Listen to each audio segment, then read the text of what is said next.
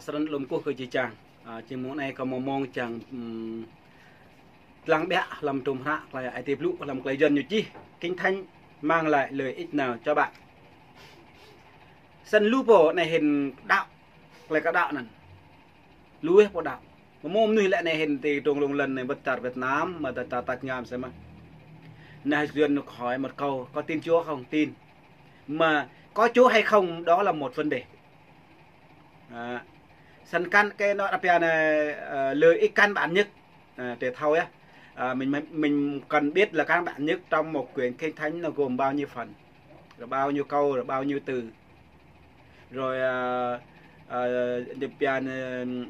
người viết kinh thánh thì bao nhiêu người thời gian viết kinh thánh bao nhiêu đó là cái vấn đề căn bản nhất cho một người tin Chúa để làm gì để chúng ta thuật lại cho người khác truyền hoặc là truyền lại cho người khác. Nhưng mà mình là một người tín đồ hoặc là một người là tin Chúa nhưng chúng ta không biết kinh thánh là gì và kinh thánh tác giả có bao nhiêu tác giả rồi thời gian có bao nhiêu rồi bao nhiêu câu rồi bao nhiêu từ, đó là cái quan trọng, cái căn bản nhất. Ví dụ hiện nay mỗi người chúng ta đều có cái điện thoại chức năng gọi là 4.0 nhưng trong đó mình không biết quan trọng cái điện thoại là bao nhiêu RAM, quan trọng là cái RAM, không phải là gọi được mà điện được đâu. Hiện nay điện thoại mà trên thế giới á gọi là nó bán ra trên thị trường giá tùy theo bộ RAM của nó, bộ nhớ của nó. Cho nên nó nắp nư trề cho nên mà các này là nắp nư trề là nư sai thọ xe thổi bát thổi lụ thổi lào, quan trọng làm cái mình như làm cái lụ như cái việc tôi si có bố làm cầu rạc lời dần này. Kinh thánh mang lại lợi ích nào cho bạn nếu mà sa chôm nuôi nhu đã làm trùm ra sa trùm đấy, ví dụ xăm rạ này sa trùm bây giờ nhưng mà bọc không mở kinh thánh và không tham khảo nhìn về không suy gẫm thì người đó không bao giờ lớn lên được. Nếu mà môn nuôi như lệ này ước gì mình có một đóng tiền thì có một người khác ước gì mình được một quyển sách. Nó như lệ này như bây là một rổ vàng không bằng một quyển sách. Ý lại là quyển sách là gì? Quyển sách dạy dạy con người là sự khôn ngoan. Kinh thánh xem kinh thánh là gì? Kinh thánh là lời Đức Chúa Trời. Trong mình dựa trong Timôthê trong sách Timôthê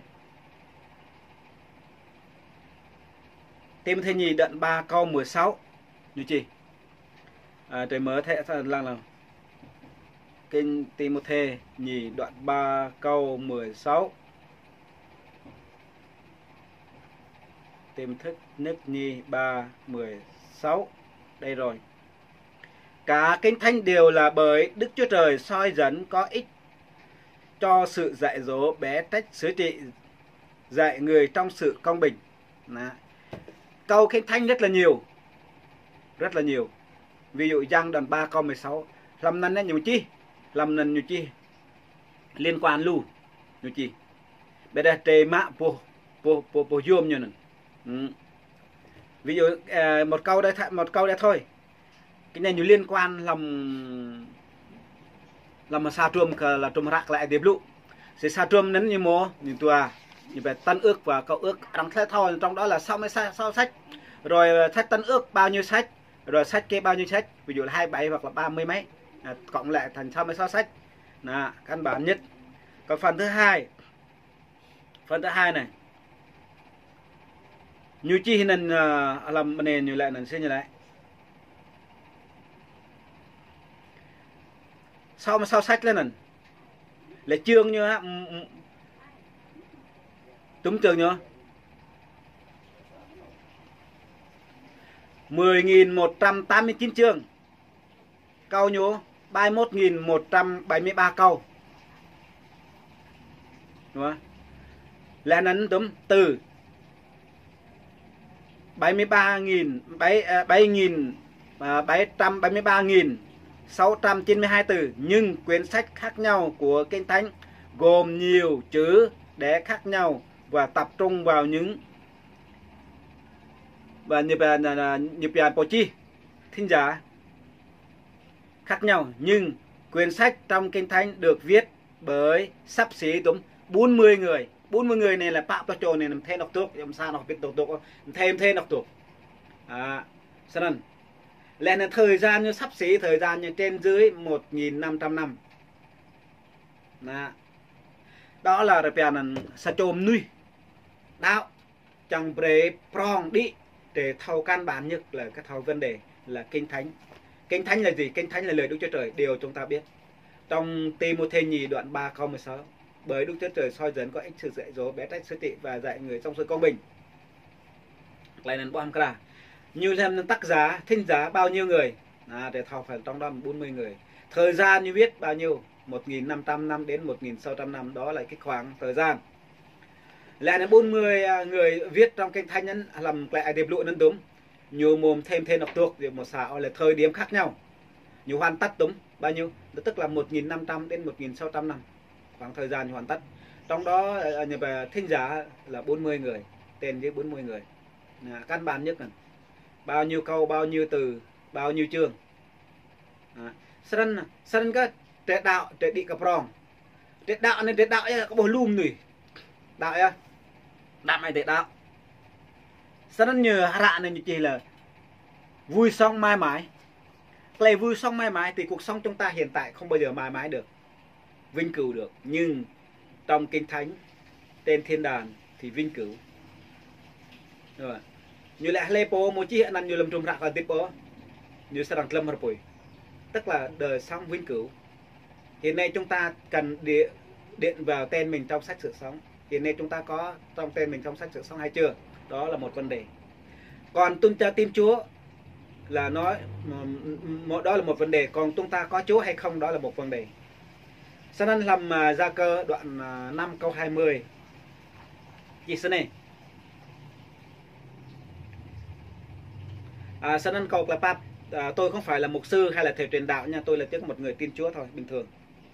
Nhưng chúng ta phải hiểu kinh thánh. Trình độ văn hóa chúng ta không có, nhưng mà trình độ chuyên môn chúng ta vẫn có. Khẳng định như vậy. Gia Cơ đoạn 5 câu 20 chép cho chúng ta như thế này.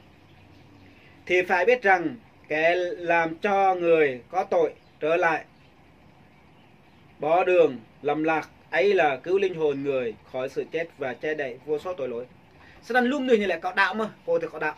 Về trường hợp bom nuôi, vẽ tay sẽ chôm nuôi chẳng mẹ ra cha nhu nè cầm ma lên như là coi năm pe say mà ta có bụng sao có vạ vạ tiếp tế đã đèn nó có đạp chứ. Xin ạ. Có chẳng là đạo mà ta có mạ bọc mại cho nên có lẽ khoa bom tổ. Nên mồm nuôi sẽ chẳng mạc là tụ. Xin ạ. Mà ta có tôm hay xa hay tòa mà ta có lẽ kia cả. Hay chung kia có bài nào nó có bên có bề khoa bom tô bè mông cái. Xin ạ. Ai thì là bồn. Hơn cái mồm mang chắc. Về lạt cả nhung. Sao nè, một con bom tô, con mục sư. Hay lê bồn như lại câu mục sư có tuyển. Xin lỗi cuộc đời như không. Sao nè, này là sự khôn ngoan. Đoạn 1 câu 5. Gia Cơ trịch sai lần mà như chi.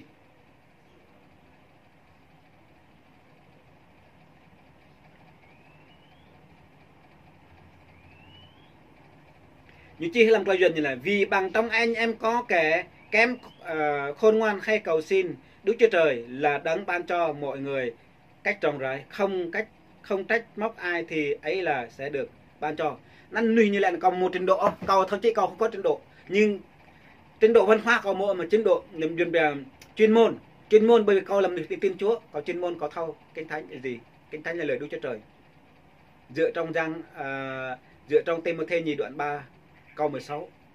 Nên trường tin là thật trông nuôi nào Kampa nào cái Hebrew như bộ thâu làm cách rằng chia sẻ làm phân đoạn kinh thánh này như mạng nọc là Johan cái tập bại là xa thôi là nằm như vậy Đức Thánh Linh giáng tần thế này Đức Thánh Linh ai để rằng ngật giặc tục cái này nếu cái khoai rằng số đấy rằng số đấy rằng hay ngật giặc thêm như tục cái ta đoạnนั้นxin như chi làm sang thế kỷ đoạn 2 câu đúng câu 7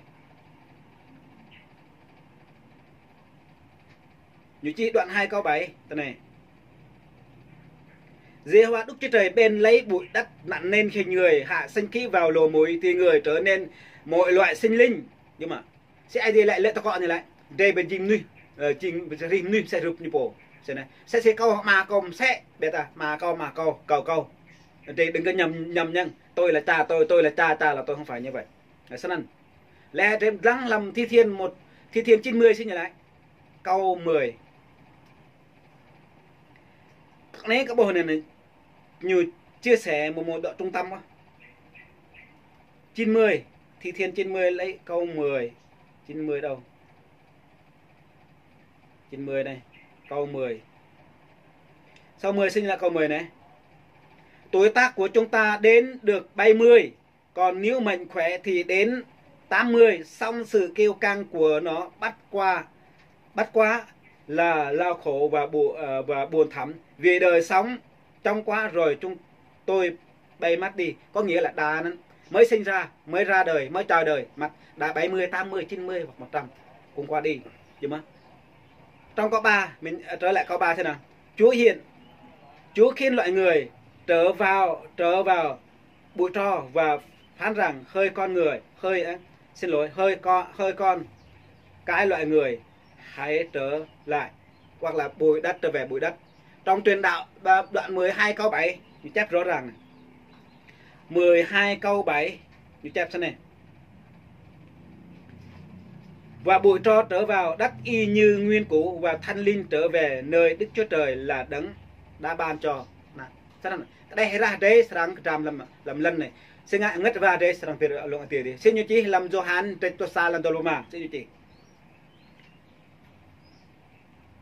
Duyên này chăng đoạn 11 câu 25. Nắn có lẽ bình nào chia sẻ cái là gì ruộng mà thọ. Câu 25 đây này. Đi luôn con này luôn tôi biết. Đức Chúa Giêsu phán rằng ta là sự sống lại và sự sống, kẻ nào tin ta thì sẽ sống mặc dù đã chết. Trong Roma đoạn 12 câu 15 như thế nào? Roma đoạn 12 câu 15. Để tắt lăng. Vui với kẻ vui, khóc với kẻ khóc cho mà. Bắt đầu từ sang thế kỷ đoạn 2 câu 7 thì ai đi tìm tin người ta. Sega như Puriba để một lại tiếp. Sinh ạ. Làm cái muốn đáp cái tụi pan plo ilan plo sinh ạ. Đạt lao bạc thôn gì á. Doanนั้นnhớ như chi làm irom tết lo tua làm plo mà nhầm ác hem về. Sau này trên nào tôi cố sang cứ đêm ác hàng cứ để hàng cứ giống ác heo trên này chia sẻ dần về chia buồn. Xin như chi lần lâu mình lại ngất và sang làm truyền đạo làm cái mình đọc. Cái tụi pan plo lần lâu xin lại. Như lại ngất và sang đuệ. Như lại làm cái khoa phong tôi dần về truyền đạo tết lo tua làm chủ. Xin như chi lại cái đây sao đây sang rài lần thì làm ngật để đầu tiên xin chi Johan thì lo sai lần thôi mà câu sang bẹt lần tiếp câu chính po bẹt lần tiếp đây là bẹt lần tiếp lấy bộ đạo ta có vật tải những gì nhựa tiếp mà để đạo nick để bật thấu đó là căn bản tôi lại vậy dòng về căn bản chứ mà xin ạ làm Philip đoạn 4 câu sau như lại lại và lại chỉ chàng cần lại và lại xin ạ như lại Sapphire thịt mà lần chú cha biết lại đùng ra cái gì chứ mà để mà thâu căn bản thì sẽ trông như đạo để là đạo để là bom tô để mà thâu nào là đều là duyên này thằng nào bạc thải này chẳng hạn thải lại về nào cho lân để bà nó say nó to hay dọ mà chủ đề này để làm chủ đề từ một hồi này chẳng hạn chủ đề sẽ làm là một chủ đề làm đó ăn tim chủ đề từ này lọc lại cọp lụ này sẽ đăng nhiều khớp hoặc là bập lụ dọ sao nó mà Clay làm trùm hạ còn tịch này kinh thánh mang lại lợi ích cho nào cho bạn rất là nhiều lợi ích trong Châm ngôn đoạn 1 câu 5 như chỉ rõ ràng kẻ khôn sẽ nghe và thêm lên sự học vấn mà trình độ văn hóa đương nhiên có một mùa rõ ràng đó là trình độ văn hóa phổ thông nhưng mà trình độ chuyên môn là thế nào môn coi là tin Chúa môn coi là chia sẻ môn coi là học kinh thánh coi là chuyên môn phải có chuyên môn. Đừng có nên nói là còn một điều biết rồi Đức Chúa Trời là nhiều bèn clay ai điệp lụi làm tai làm clay điệp lụi từ hầm làm mình là chuyên môn nhưng mà bẹ để thông là sẵn trong tay buồn sản clay này đọ có bằng cài trong tay clay này khích lệ clay này có chẳng là xa cho núi nhớ thành công gặp ruộng như ngạ như thầu nhưng mà đây xa trông thế nào để phải đương nhiên để thầu kinh thánh nên duyên bia tôm ra ai thế như tôm nhú một tua lại cục tập cục màu làm nên như một tôm nằm plo nằm ra ta ra lẽ nên tôm buộc lại lục lụ cho này câu từ chương để thâu khá lẽ nên tác giá chi nên tôm plo trổ lẽ nên thời gian như chi tôm thuần sẽ thâu để bắt thâu nên để những ai mang tới đó sân còn từ tôm nem đây nên có ai để tôm biết làm chi chẳng năng tới đây